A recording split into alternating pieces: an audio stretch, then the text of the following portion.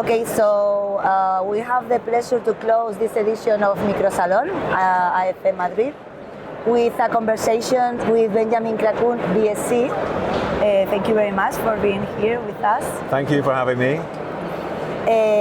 He has given a master class this afternoon here.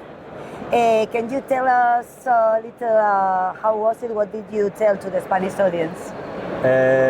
So it was a master class on some of my older work and the substance mainly. So it was focusing on a film called Beats, which I did in 2017.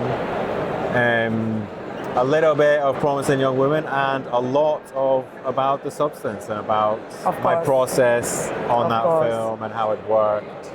Okay, so I want to ask you also a little about the substance. Of course. Well, congratulations because you have won the European award, film award, cinematography. For the best cinematography. Yeah. So super good. So the film is a body horror movie. What were your first conversations with Coralie to find the visual approach for this specific story? The first conversations we had, so of course the script is very detailed. Coralie writes in a really detailed manner. And because it deals with, beauty, aging, self-hate, the first conversations we had were a lot to do with how close she wanted the camera to be, how much skin we were gonna focus on, what elements of to do with the styling, the apartment, where she lives, how Elizabeth's existence is, the star that she once was. So really it encompassed quite a lot. I think from the initial conversations I understood that we would be designing our own LA. It doesn't have to be a real LA, it's made up of some retro elements, some futuristic elements, but it was definitely a world of itself, like the substance world. So we were creating a whole world ourselves, and I knew that we were going to be wide, and I knew we were going to be really close. That's how it began. I feel it's like about the period of the story, the age. I feel like the 80s look, more or less. What references did you have or did you use? I mean, the original, the conversation of references really only occurred between myself and Coralie in the very first few meetings we had, when I was actually interviewed for the job, because I created a lookbook, she had a lookbook, and in that lookbook, there were images that went from, it went from sort of showgirls to Videodrome, The Fly, and things like that. But after that, we didn't really discuss those references anymore. And what we wanted to do was try and find what this look of the substance was going to be. So together with costume, with design, with the camera, that all sort of came together during the hair and makeup test, I guess, where we did it. We had certain elements from the set, and I brought the lenses, and we had the costumes, and Denis was there, and Margaret was there, and we really, we worked on the set. I took them outside, we walked around the studios. But you shoot entirely in a stage? Yeah, everything was in a stage. The movie was shot in the north of Paris, in a studio there called Épinay, and the exteriors were in the south, in the Côte d'Azur. So it was Nice and Cannes, all the exteriors.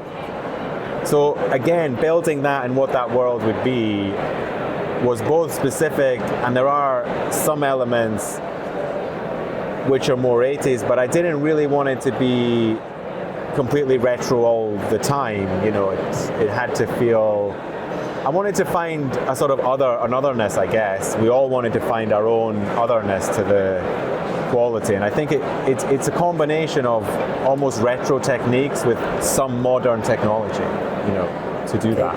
And why you didn't choose the LED volume, for example, for the windows? Yeah, for the big panoramic window. Yeah. We looked at LED. That was my first, when I landed in Paris, it was the first thing I had to do was like look for these LED walls, there's some great LED walls and they're like amazing. You know, In Paris, in fact, they've started building, at the time I was there, they started building one in... Virtuel? Have you been in Plateau Virtuel in Paris? No, It's no, an no, the one I went... LED stage Ah, by Sony. Everything is the displays and the cameras are Sony Venice. I should have gone there. No, it was... I went around, they were building it at the time called Dark Matter, you know Dark Matter? I don't know if it's what, it was being built at that time, I don't know. You know, the big question there was, LED is very seductive, it's great, it's there, you can interact with it. But we learned pretty much early on that it was going to be so expensive and so big. Like the panoramic window we had was so large. Super large. You know what I mean? So to have that in LED was going to cost all of the production's money. It was still a question, it was still something that the production could maybe push if we really wanted it. However, that was a key moment in terms of choosing that actually we were going to do it with a Roscoe backdrop instead of LED. Because again, that was like a moment where that kind of retro feel with a very sort of futuristic apartment, that's a good example of where we created something that was the substance style. It wasn't, we were going to work for 100 days, burrowing away together, making very strange shots and strange camera angles and create a very, hopefully, wonderfully strange movie. And it was going to be created by us, the filmmakers, not so much by what I would say is when you start getting involved with very technical, LED wall is a very technical space and it takes technicians to run it. It also breaks down sometimes, and had the LED wall also, you know, like I think you still rotoscope some shots. And we didn't have the money for that. So that made it like every shot would have to work in LED. And I felt like it wasn't yet at the place where every shot would work. And then for me, it was like, also I want to be in a space where, you know, me, Coralie, the designer, where all the team is working away and building our own stuff. So yeah, the choice became quite apparent, I think, yeah. No, but I believe that the art and the production designer is magnific. So yeah, you don't need a LED wall. Yeah, it didn't. It was such a. I really would have liked to. I would like. You know what? LED wall. I think maybe it would have given something more in the night scenes. You know, because you can get interaction and stuff. But the other element, actually, that I forgot to mention is sunlight. So the first conversations Coralie had with me was for LA. For her, she wanted hard sun. She wanted, you know, a palm tree, hard sun, pink wall. And with LED, if light reflects back onto the wall, it goes grey. So it's very hard to get hard light and have an LED wall that isn't really far away and really huge. And so again, that was another point where I was like, if we can't make that work, we should really not be thinking about it. Okay. So I think that you shot with Alexa 35? No, Alexa Mini. Alexa Mini, okay. And vintage lenses? K35s mostly. We did have the lens package, also had, I had a Leica 24 macro, I had some Arri and Cook macros, I had the probe lens, the Laowa probe lens, and then ingenue zooms as well, and mostly on LF, but also I had a red V Raptor because it did 8K and there were some VFX. So when you, for example, The Birth of Sue, any of those more where VFX was going to combine shots, we shot it on the 8K, so that they could, or they could move, you know, because it became quite technical, I guess, at those points. Okay, and you mentioned before that you did some tests. And what kind of tests did you do to achieve the look of the film? Because the film is super important to the skin. The Yeah, skin that was and the beauty. Yeah, so that again I tested in the camera house. I tested the Alexa, the Red, and Sony, and I really liked. That was why I ended up with the Alexa, was because I really liked how that sensor and skin. It was the truest skin tone I could get was with the Arri Alexa.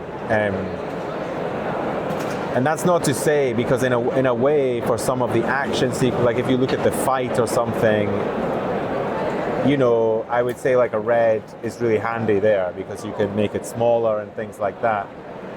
But I really felt, because we were dealing a lot with skin, that the Arri seemed to have the slight edge. And also, you know, the reason for the vintage lenses, I don't always choose vintage lenses, but the reason in this case, again also with the backdrop, was just the way that it fell off, like the way that it would drop off out of focus felt like, it felt more slightly more natural in a sense. You got more, it had more like subtlety and more nuance. It wasn't, with some of the newer lenses, it goes really like clean out of focus, and I feel that makes it almost feel more fake.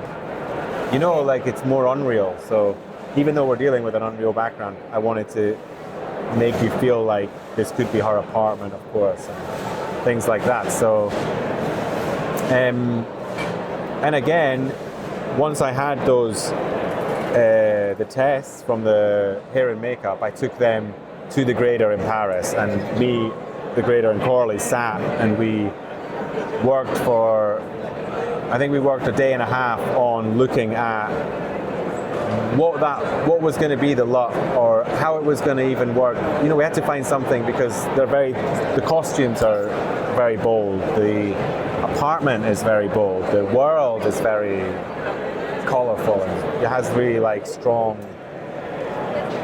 it's visually really strong. So in a way, and we had bright sunlight, so I wanted to find something again that sat somewhere between this retro and this future.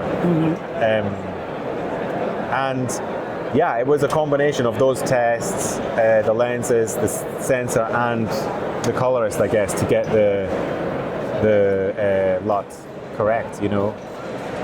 And what you see in the final film is very much how we shot on the stage. Okay. You know, we didn't change. There was no extreme changes during the post. Yeah, it was something that. One of the, something I'm really proud of that me and Coralie both found within making the substance was, firstly, that we ended up using a classic backdrop, and the actual look that we came up with was something that we both really, when we seen it, we really like responded to that, you know? Yeah. So with that amount of how do you say, prosthetics? Yeah, a lot of and that all that special effects work. How has been your collaboration with these departments? You know, with the prosthetic department was obviously a massive part from preparation on the substance. We had we would go and see the building of the prosthetics, how they were going to interact with the light, how it was.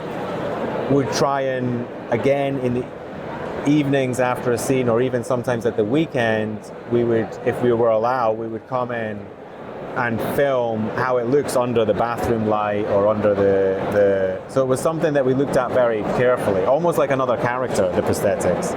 And at points you have to film and treat it like another character, because, you know, if I take the finger, for example, the first time there's any change, and Coralie wanted to get really close to that finger, it's almost like you're working with miniatures, you know, so you have to then light and see how that's going to work. So it was something that we were always working together to try and refine.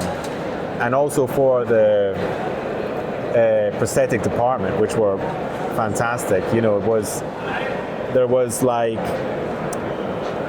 you know, it's very commonly what you would do with prosthetics is you would maybe use it in darker scenes or hide it a little more. And Coralie was very keen, you know, it's the first time you see a lot of the prosthetics is in the bathroom. And the bathroom, you see everything. So this was something that it was something that was unknown territory, I guess, because I would have been more comfortable, we could go dark in the bathroom and make this, and Coralie was very clear, it needs to be the same space, the white space, the kind of lab of the bathroom. So it was something that myself and Pop, the prosthetic designer, we then looked at together in the bathroom with Coralie and with everyone. We did like a little test, even with Demi as she changes, and looked around. We would even film a little shot and look at it and see, was it working? What else do we need to do? Do we need to now change? Which side can we shoot? Because again, it's time-consuming prosthetics, so you have to choose. You have to be able to choose the shot. You need to say exactly what you're going to shoot. So, yeah, it's a process, and you need to be very specific and very detailed with it. Okay, and regarding the spaces of the apartment, can you tell us how was the camera work in the long corridor of the house, and also in the bathroom, the camera and the lighting work? I know that you are in a stage, so you can manage. Yeah, it was all in a stage. So obviously the living room, bathroom, corridor, bedroom, and secret room, and hallway where the neighbor is, was all built on the stage. And we spent a lot of time on the stage. I mean, it's largely maybe 60% in the stage. So it was very key for these spaces to have their own feel. And the corridor being long and curved as a transition space, you know, between the bathroom, between the living room. We did spend a lot of time, because we knew we were going to spend a lot of time in the bathroom, for example, and it was going to be quite clinical, let's say, the light. We spent a lot of time together, myself and Coralie, photo boarding angles, different angles we could get in that bathroom for all the scenes, and how that would then transition depending on where we were with Elizabeth, let's say, you know, when, for example, like every time the substance is used incorrectly and she sees herself in the mirror, and how the camera's moves are designed each time to reveal that moment, or how they look at themselves in the mirror, how they are in the shot. There's a lot of it. It's all mirroring, but it was quite a key thing, because you know we spend so much time in there, and it's very easy to get into very classical shooting. And I think it was something we were very conscious of, to try and keep the audience engaged, and psychologically, you know, it's key. And it's a lot from Demi, you know, and Margaret. You know, Demi's performance in that mirror, and how that her relationship with herself, that's, you know, there's so much, she brought so much to that. And you'll see that every time she goes back to see herself, it's more, it gets scrutinized even more, you know. And I think, as I explained a little bit today, it's something that happens quite slowly in the film, but it begins very symmetrical and starts becoming more and more obscure and strange, and the angles are more off, especially with Elizabeth. And then that's contrasted with how seductive and propulsive, you know, it is with Sue.